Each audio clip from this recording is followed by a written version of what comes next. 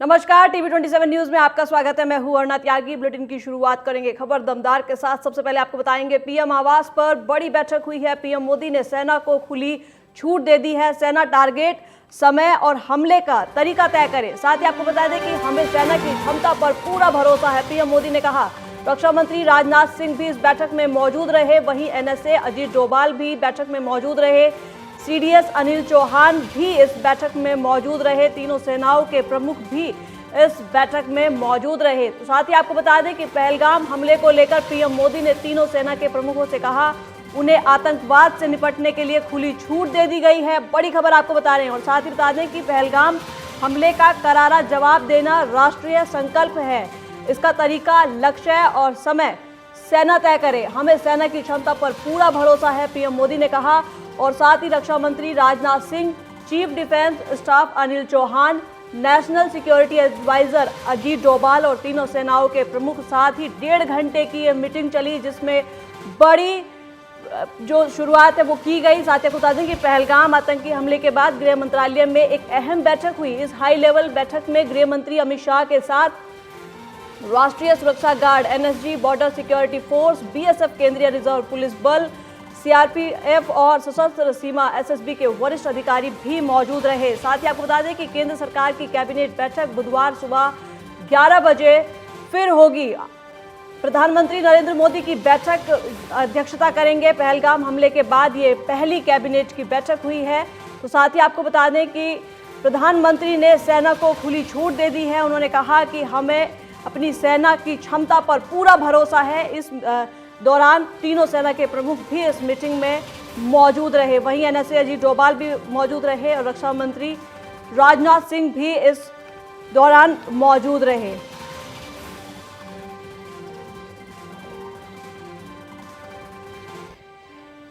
और हमारे साथ रिटायर्ड कर्नल देवानंद लामरोड, रक्षा विशेषज्ञ जी जुड़ चुके हैं फोन लाइन पर। सबसे पहले सर, टीवी 27 में आपका बहुत बहुत स्वागत है।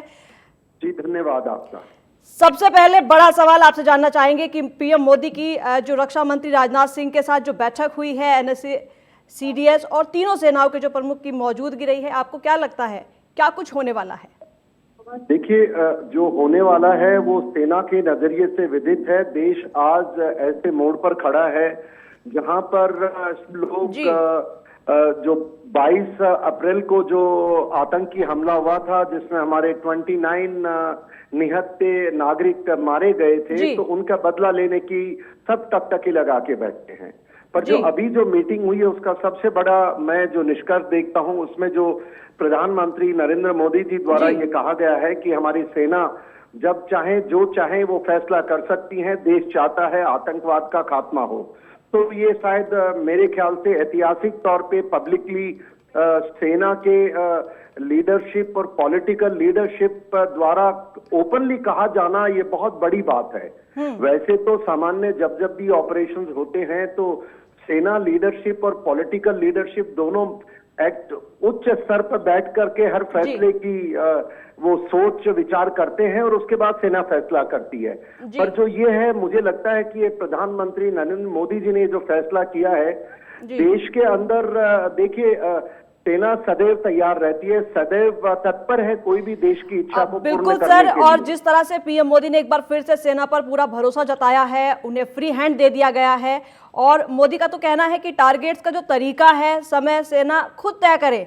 और इसके बाद जी देखिए, वैसे भी सेना टारगेट, लड़ाई का तरीका वो पहले भी खुद ही तय करती रही है कि ये इसके लिए पॉलिटिकल लीडरशिप इंटरफेयर नहीं करती है, ना सेना स्वीकार करती है कभी इन बातों को।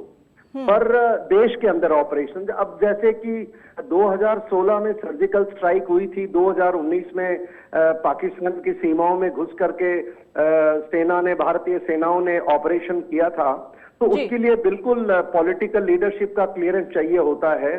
पर आज जो मुख्य बात है, मैं देश के नागरिकों तक बात करना चाहूंगा। देखिए, 22 तारीख से लेकर के आज के बीच में जिस प्रकार से देश ये चाहता है कि उन आतंकवादियों को ढूंढ करके सजा दी जाए, और उनके साथ साथ देश की भावना ये भी है कि जो उनका समर्थन करते हैं, उनका समर्थन करने वाले भारत देश की सीमाओं के बाहर है। और देश की सीमाओं में भी हैं।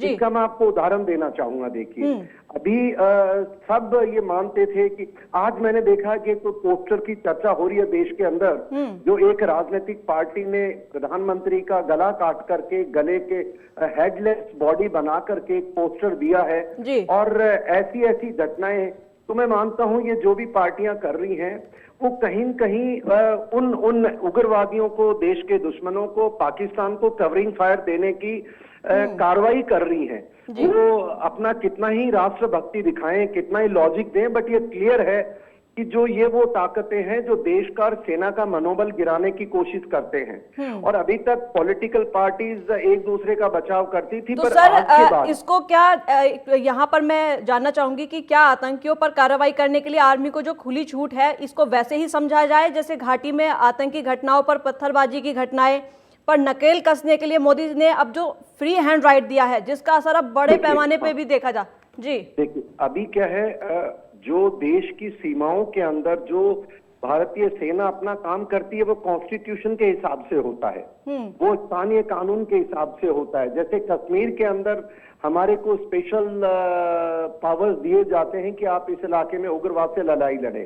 जो वहां हमारे पावर्स होते हैं सेना के पास, arm force special power act कहते हैं आपका, वो राजस्थान में नहीं है, जरूरत के हिसाब से दिया जाता है। तो जो अब जो नरेंद्र मोदी जी ने जो बात कही है, ये है बड़े परिप्रेक्ष्य में कि भाई इसके लिए पाकिस्तान, ये सब क्लैरिटी है कि पाकिस्तान के अंदर उग्रवादी बैठे हैं, पाकिस्तान ही उग्रवादियों को सॉरी टेररिस्ट को समर्थन देता था, आतंकवादियों को पाकिस्तान ही उनका उसने कंट्रोल करके जो ये हमला है पाकिस्तान ने ही करवाया। बिल्कुल सर, पाकिस्तान की जो आर्मी है, आईएसआई, आतंकियों को एक तरह से पूरी फैक्ट्री वहां बनती जा रही है। कहीं ना कहीं हाफिज सैयद सैफुल्ला हो या मूसा जैसे बड़े आतंकी हो, ये लोग इनको मंच देते हैं और इस तरीके के जो कसीदे पढ़ते हैं वो भारत का पानी पीते हैं और भारत को ही कोसते हैं। देखिए, ये इसीलिए मैं मानता हूं कि जो ये अभी आदेश जो बताई है प्रधानमंत्री महोदय ने कि भाई अब ये डिबेट ही खत्म हो गई है। सेना जब चाहे जो चाहे इंटरनेशनल बॉर्डर पार करे, काइनेटिक एनर्जी इस्तेमाल करे, टैंक्स इस्तेमाल करे, मिसाइल्स, अब ये सेना का फैसला है। और मैं मानता हूं सेना और पॉलिटी देश की कोऑर्डिनेशन में रहेगी बड़े बड़े फैसलों के पहले। पर इससे जो आपने कहा ना कि जो भारत विरोधी मानसिकता और दुश्मन की आवाज बोलने वालों को, पर अब एक काम जरूर और मोदी जी को करना चाहिए। इससे पूरी डिबेट का मतलब देश एकजुट दिखाई देगा और सेना भी खड़ी। वो ये है कि जो देश के अंदर बैठ करके जो देश विरोधी बातें करते हैं, वो बातें करते हैं जो दुश्मन को मजबूत करता है, जो टेररिस्ट को मजबूत करता है, और वो हर जगह इन्फिल्ट्रेट कर चुके हैं भारत के अंदर। वो चाहिए पॉलिटी हो, चाहिए जुडिशरी हो, चाहिए पुलिस सर्विसेज हो, कोई भी अंग हो इस भारत का, हर जगह उनके वो जो सपोर्टर्स हैं, ओवरग्राउंड जिनको कहें या हम स्लीपर सेल कहें, वो इन्फिल्ट्रेट कर चुके हैं। क्योंकि आप देखिए जो इस तरह की बातें करते हैं जिसमें सेना को वो ऐसी ऐसी बातें कहते हैं कि पहले सबूत मांगते थे, आजकल सेना के लिए अभद्र टिप्पणियां करते हैं, प्रधानमंत्री को भी सिर कटा दिखाते हैं। तो मैं मानता हूं कानून की जरूरत है।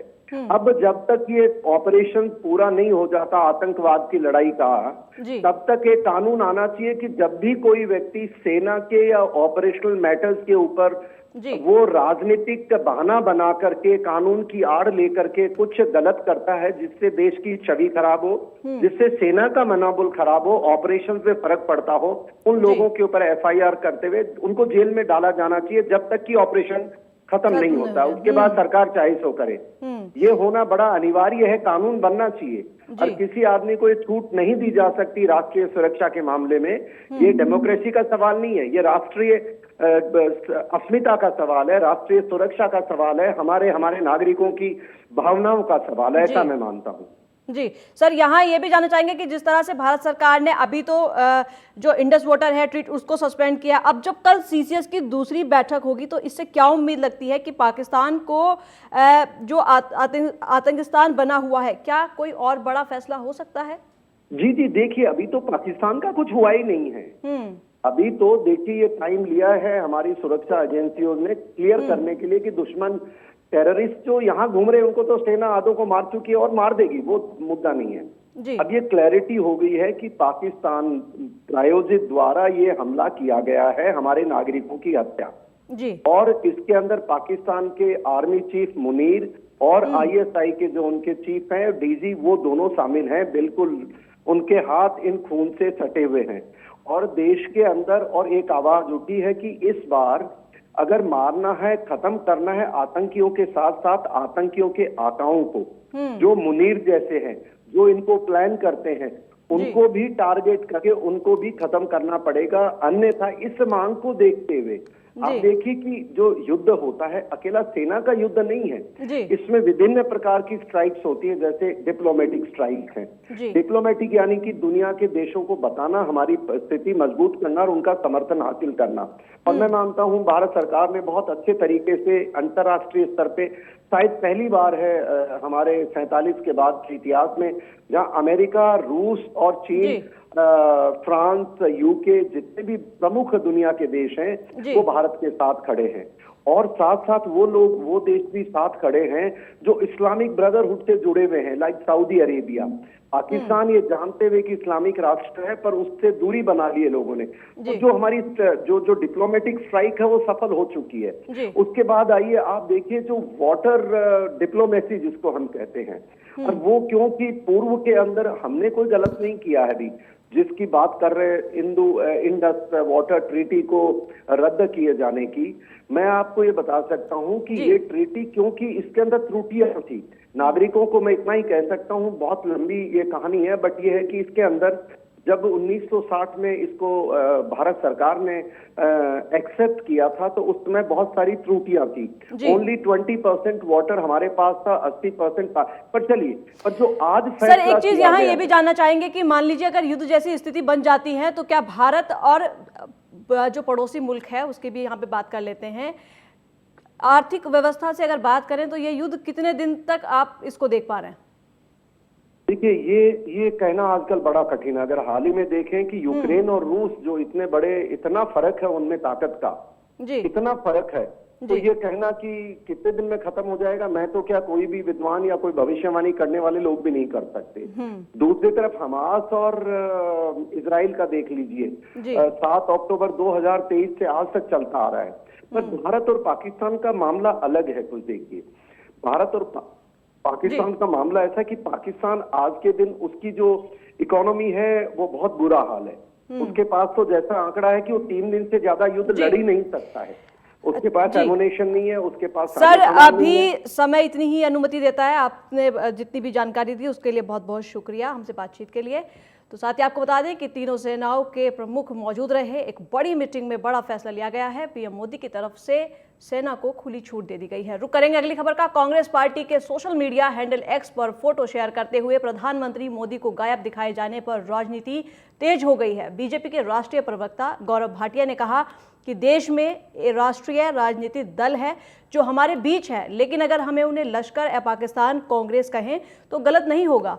मैं ये बात बहुत भारी मन से कह रहा हूं कि ये फोटो कांग्रेस के सत्यापित हैंडल से पोस्ट की गई है और दुश्मन देश पाकिस्तान को बहुत बड़ा संदेश दिया गया है कि भारत में मीर जाफर के समर्थक मौजूद हैं। सर तन से जुदा आज लश्कर ए पाकिस्तान कांग्रेस की विचारधारा बन गई है। तो साथ ही राहुल गांधी के निर्देश पर ऐसे पोस्ट किए जाते हैं जिससे देश शर्मिंदा होता है। ऐसे संवेदनशील समय में भारत को कमजोर करने की लश्कर ए पाकिस्तान कांग्रेस की ये कोशिश है। भारतीय राजनीतिक दल भी है, जो राष्ट्रीय पार्टी है, जो हमारे बीच में रहता है, लेकिन अगर उसे लश्कर-ए पाकिस्तान कांग्रेस कहा जाए तो गलत नहीं होगा। और बड़े भारी मन से मैं कहता हूं, यह तस्वीर जो है ये कांग्रेस के वेरीफाइड एक्स हैंडल से की जाती है और इस तस्वीर के पोस्ट करने के बाद एक बहुत बड़ा सिग्नल शत्रु देश पाकिस्तान में दिया जाता है, चिंता मत करो, भारत के अंदर मीर जाफर तुम्हारे समर्थक सब उपस्थित हैं। आप देखिए इस तस्वीर में क्या प्रतिबिंबित है। ये शरीर है, सर नहीं है। सर तन से जुदा आज लश्करे पाकिस्तान कांग्रेस की विचारधारा, आधारशिला उनका चरित्र बन गई है। पहली बात। दूसरी बात, देश के प्रधानमंत्री जो चट्टान हैं, ये चट्टान है सुरक्षा की, भारत के लिए, हर नागरिक के लिए, उस चट्टान को तोड़ने का प्रयास कर रहे हैं कांग्रेसी आज। और बड़ी जिम्मेदारी से मैं कहता हूं, जिस लश्करे पाकिस्तान कांग्रेस में पत्ता नहीं हिलता है बिना राहुल गांधी की सहमति के। राहुल गांधी के कहने पे ऐसे पोस्ट किए जाते हैं जो पूरे देश को शर्मसार तो करते ही हैं, लेकिन पीड़ा देते हैं। ये लश्करे पाकिस्तान कांग्रेस का प्रयास है कि इस अहम समय में किस तरह से भारत को कमजोर किया जाए और कांग्रेस के टावर से सिग्नल दिया जाए पाकिस्तान को। और रुक करेंगे अगली बड़ी खबर का। दिल्ली से जुड़ी इस वक्त की बड़ी खबर आ रही है, जहां पर पीएम आवास पर पहुंचे हैं आरएसएस प्रमुख मोहन भागवत। संघ प्रमुख मोहन भागवत और पीएम मोदी की बैठक हुई है। गृह मंत्री अमित शाह और पीएम आवास में मौजूद रहे हैं। वहीं संघ के कुछ पदाधिकारी भी पीएम आवास पर पहुंचे हैं। तो बड़ी खबर आपको बता दें कि आरएसएस प्रमुख मोहन भागवत पीएम मोदी आवास पर पहुंचे हैं, जहां पर ये मीटिंग हुई है। संघ के कुछ और पदाधिकारी भी इस दौरान मौजूद रहे हैं। साथ ही आपको बता दें कि इसके साथ गृह मंत्री अमित शाह भी पीएम आवास में मौजूद रहे हैं। वहीं संघ के कुछ और पदाधिकारी भी पीएम आवास पर पहुंचे हैं। और ज्यादा जानकारी के साथ इस पूरी खबर पर हमारे सहयोगी पंकज वानखेड़े फोन लाइन पर जुड़ चुके हैं। पंकज, अगर बात करें तो जिस तरह से आरएसएस प्रमुख मोहन भागवत आज पीएम आवास पहुंचे हैं, उन्होंने मीटिंग की है, इस मीटिंग के क्या कुछ मायने निकल के आ रहे हैं? ऐसा संभव बहुत आम होता नहीं है कि राष्ट्रीय स्वयंसेवक के बड़े पदाधिकारी या स्वयंसेवक जो हैं वो प्रधानमंत्री आवास पहुंचे। और ऐसे में संघ प्रमुख मोहन भागवत का प्रधानमंत्री आवास में पहुंचना बड़ा महत्वपूर्ण माना जा रहा है, क्योंकि आज देखेंगे 3 महत्वपूर्ण बैठक हुई है। सबसे पहली बैठक जिसमें रक्षा मंत्री राजनाथ सिंह, सीडीएस विपिन जैन, इसके अलावा अनिल जैन, उसके अलावा अगर देखा जाए तो जो तीनों प्रमुख सेना अध्यक्ष थे वो, और इसके अलावा अब जो राष्ट्रीय सुरक्षा सलाहकार है अजीत डोभाल, वो इस बैठक में मौजूद थे। उसका दूसरी महत्वपूर्ण बैठक अमित शाह, गृह मंत्री अमित शाह के साथ हुई। और तीसरी एक महत्वपूर्ण बैठक जो अभी कुछ सेकंड पहले वो बैठक समाप्त हुई है, राष्ट्रीय स्वयंसेवक के संघ प्रमुख मोहन भागवत बैठक से बाहर निकले हैं। और माना जा रहा है कि जिस तरह से जो पहलगाम हमला हुआ उसकी जानकारी संघ प्रमुख को प्रधानमंत्री नरेंद्र मोदी देते नजर आए हुए होंगे। या इसके अलावा दूसरा तो महत्वपूर्ण जो सूत्र बता रहे हैं, संगठन में कई बदलाव होने हैं, उसको लेकर भी प्रधानमंत्री नरेंद्र मोदी से चर्चा संघ प्रमुख मोहन भागवत की हो सकती है। तो ये महत्वपूर्ण घटनाक्रम आज हुई। और इसके अलावा देखिए लगातार अरुणिमा आज जो बैठकों का दौर चल रहा है, कल भी कई महत्वपूर्ण बैठक होनी है, कैबिनेट की बैठक होनी है, राष्ट्रीय सुरक्षा सलाहकार की बैठक, सहमति की बैठक होनी है, और इसके अलावा आर्थिक सलाहकार की जो समिति है उसकी बैठक होनी है। तो ऐसे में पिछले 6 घंटे से जो घटनाक्रम लगातार बदल रहा है, और ऐसे में प्रधानमंत्री की तरफ से ये आदेश भी आना और सूत्रों जो खबरें आई हैं कि तीनों सेनाओं को खुली आजादी है कि अपने तरीके से वो कार्रवाई करे। तो ऐसे में अब लगता है कि कुछ बड़ा हो सकता है। और इसी तमाम मसले के बीच में मोहन भागवत की मुलाकात भी महत्वपूर्ण मानी जा रही है। बिल्कुल। और जिस तरह से कल सीसीएस की दूसरी बैठक होने वाली है, अब उसके पहले जो ये बैठक है ये अपने आप में ही बहुत ज्यादा सवाल भी खड़े करती है कि आखिर इस बैठक के पीछे क्या कुछ हो सकता है। देखिए सवाल खड़े नहीं करते हैं, महत्वपूर्ण बैठक है अरुणिमा, और इस बैठक में अनुमान ये माना जाता है कि मोहन भागवत जनरली प्रधानमंत्री, मेरे पत्रकारिता कार्यकाल में मैंने कभी देखा नहीं कि कोई राष्ट्रीय स्वयं संघ के जो संघ प्रमुख है वो प्रधानमंत्री आवास प्रधानमंत्री से मुलाकात करने पहुंचे, और ऐसे में प्रधानमंत्री आवास पहुंचना संघ प्रमुख के बड़ी घटनाक्रम है, और ऐसे में ये माना जा रहा है कि कुछ बड़ा हो सकता है, इसलिए संघ प्रमुख मोहन भागवत प्रधानमंत्री आवास पहुंचे होंगे। और इस बैठक में क्या कुछ चर्चा हुई है वो आने वाले वक्त बताएगा, लेकिन हाँ ये जरूर माना जा रहा है अरुणिमा कि हो सकता है संगठन में बदलाव को लेकर, या तो फिर जो पहलगाम में घटना हुई है उसकी जानकारी जो है संघ प्रमुख को दी गई हो। बिल्कुल, और अपनी नजर बनाए रखिएगा पंकज। फिलहाल हमसे बातचीत के लिए बहुत बहुत शुक्रिया। तो ये थे हमारे सहयोगी पंकज वानखेड़े जो बता रहे थे कि किस तरह से जो आरएसएस प्रमुख है उनकी ये बैठक हुई है। आखिर इस बैठक का क्या कुछ महत्व है, अब ये देखने वाली बात होगी। फिलहाल रुक करेंगे अगली खबर का। मध्य कश्मीर के बड़गांव खान साहिब तहसील के दूध पथरी के तंगनार इलाके में सीआरपीएफ का वाहन दुर्घटनाग्रस्त हो गया है। सड़क से फिसलकर गहरी खाई में गिर गया है। स्पेशल क्यूएटी साउथ श्रीनगर रेंज के 9 जवान घायल हो गए हैं, जिनमें 2 की हालत गंभीर बताई जा रही है। वहीं सभी घायलों को सेना बेस अस्पताल श्रीनगर में रेफर किया गया है।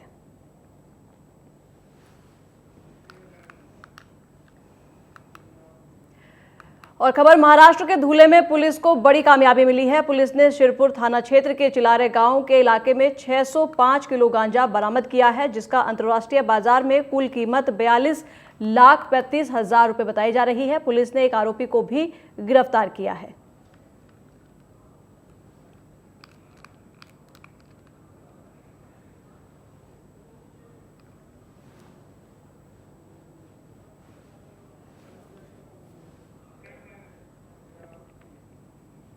और करेंगे अगली खबर का। चीन के उत्तरी शहर लियाओनिंग के एक रेस्टोरेंट में भीषण आग लग गई है, जिसमें 22 लोगों की मौत हो गई है, जबकि 3 अन्य घायल हो गए हैं। ये दर्दनाक हादसा दोपहर के समय हुआ। चीनी अधिकारियों ने जानकारी दी है। आग लगने का कारण अभी तक स्पष्ट नहीं हो पाया है, इसकी जानकारी जारी है। मिली जानकारी के मुताबिक चीन के राष्ट्रपति शी जिनपिंग ने आग लगने की घटना को एक गंभीर सबक बताया है। उन्होंने स्थानीय अधिकारियों से आग लगने के कारणों का जल्द पता लगाने और इस घटना के जिम्मेदार लोगों को सजा दिलाने का भी आग्रह किया है।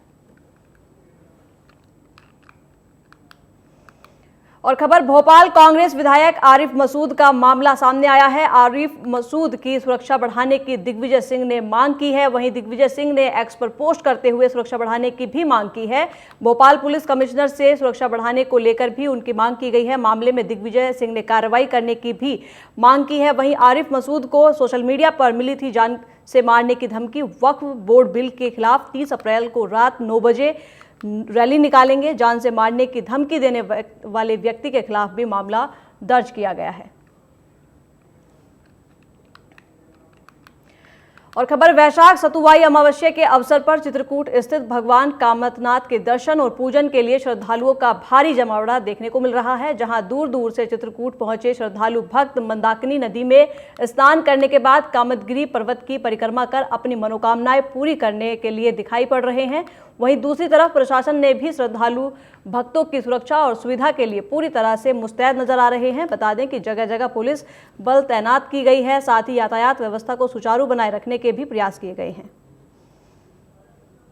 महिमा विशेष रूप से ये है कि आज के दिन पुनीत नदी में स्नान करें, पितरों को तर्पण, पितृ आशीर्वाद भी देते हैं और प्रसन्न भी होते हैं।